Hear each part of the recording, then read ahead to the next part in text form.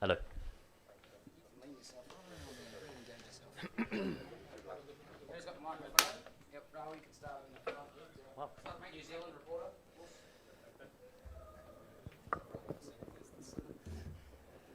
Hey, Trent, well bowled, mate.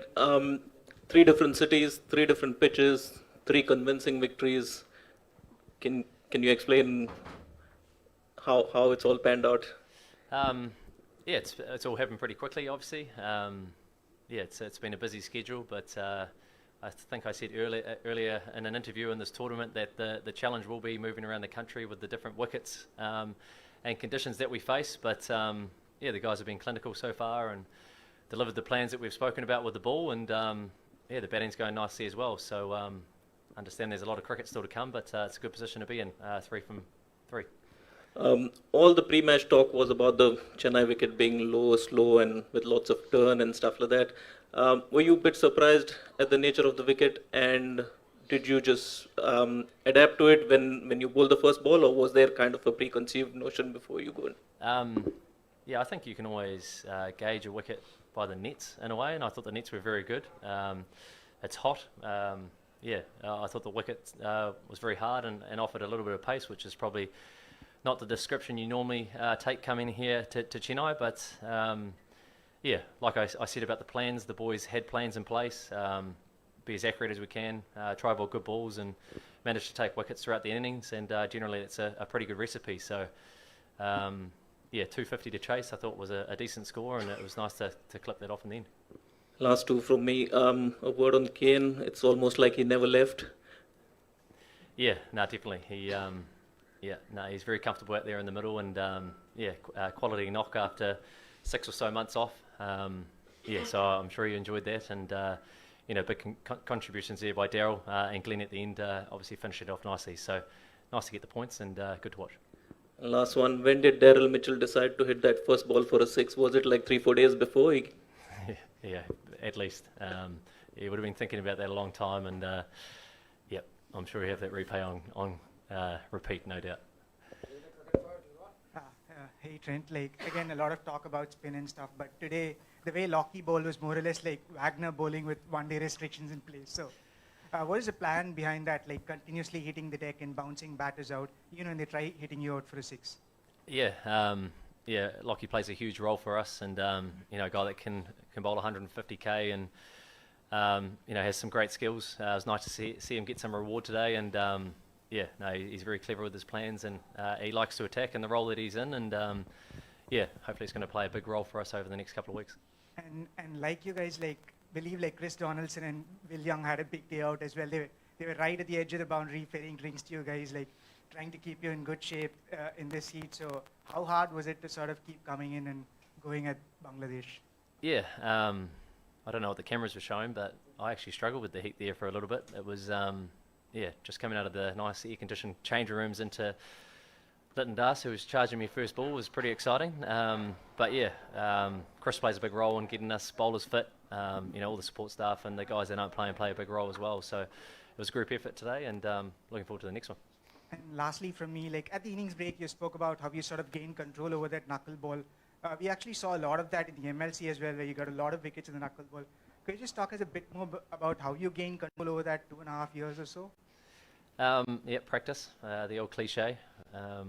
Yeah, I touched on with Athers at the halftime break that I've been lucky enough to play with some decent bowlers over the years, and sharing secrets and asking questions is always the way forward. But yeah, I think over here on good wickets you have to have a couple of balls up your sleeve that you can go to under pressure, and yeah, touch wood, it's coming out all right, but yeah, I enjoy bowling it. And as you said, you were a bit surprised, but I found it interesting that Lytton Das charged on the wicket, first ball. Actually, have you seen that? I mean, before releasing the ball, that he's just coming down? Did I see him do it? Yeah. No, not really. No, he just, yeah, it all happened very quickly, but I'm pretty sure everyone knows that I like to bowl in-swingers and know what I'm trying to do. So, yeah, he had a plan today to be aggressive, and I was lucky enough to come on the right side of it.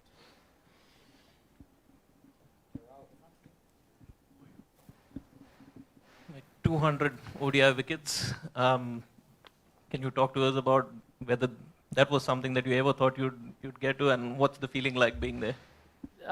Yeah, I'm very proud of it. It's come with a bit of hard work, and I've always enjoyed one-day cricket, and there's been days where it's been a lot more successful than others, but very good feeling to tick off 200. So third fastest day here, which is pretty exciting.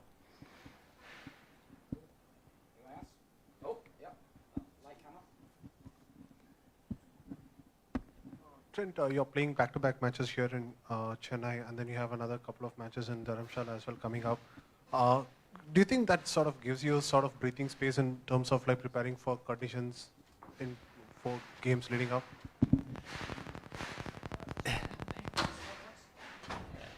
I think the way the draw has panned out for us to be able to settle into the same venue a couple of times is probably a positive. As I spoke about earlier, those conditions are going to be the big challenge as you move around the country. Obviously each venue brings a different opposition. Big match again against Afghanistan with some guys that know these conditions very well as well. So we'll go away and have a bit of a chat, but understanding those conditions and understanding how to, I suppose, bowl and take the game deep and with the bat is going to be a big thing. So we look forward to that challenge.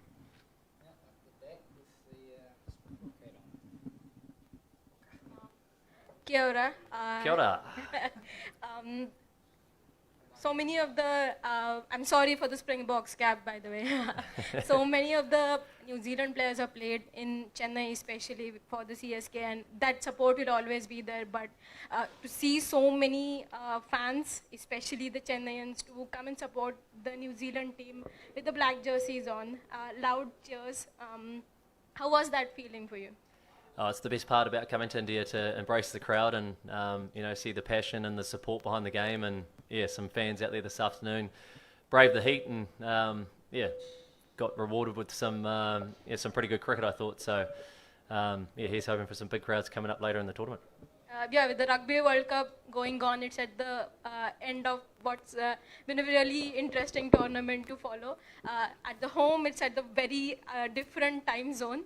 So they'll come to Cricket World Cup, it's mixing all these things. So what's the message at home for the fans who are following both Rugby and Cricket World Cup? And what are your expectations for the match against Ireland? It's an interesting question. But the Kiwi the Kiwi sports fans back home will be having some late nights and some early mornings as well with the rugby. So back the Black Caps and go the ABs basically. But I'm sure it should be a good game against the Irish in a few hours. Trent, a word on Kane's injury. Was it more of a precaution that he retired out, or is there something to be really I'm not worried sure, about? to be honest, sorry. We saw he got hit on the hand and we'll watch the space.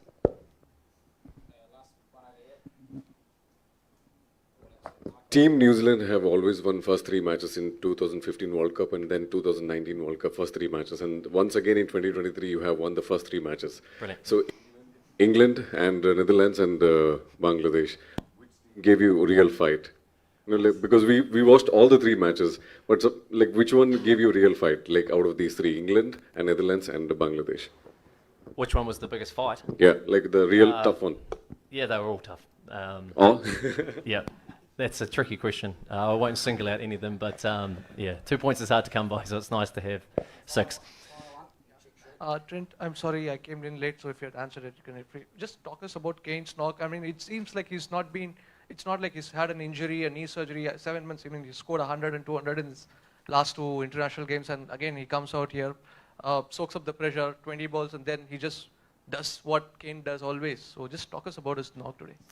Yeah, great to have him back, first of all, and obviously a key player for us. So, the guy's very comfortable at the crease, very familiar with how he wants to play his cricket, and you touched on soaking up some pressure at the start to begin with, but he plays good cricket shots, puts pressure on the bowler, and generally that's a pretty good recipe. So, nice to see him out there getting some runs and playing a role for us. Cool, thank you, everyone. Kane's going for a scan tomorrow. So we'll have a scan on his thumb tomorrow. We'll update you after that. Thank you, Trent. Thank you very much. 200 wickets.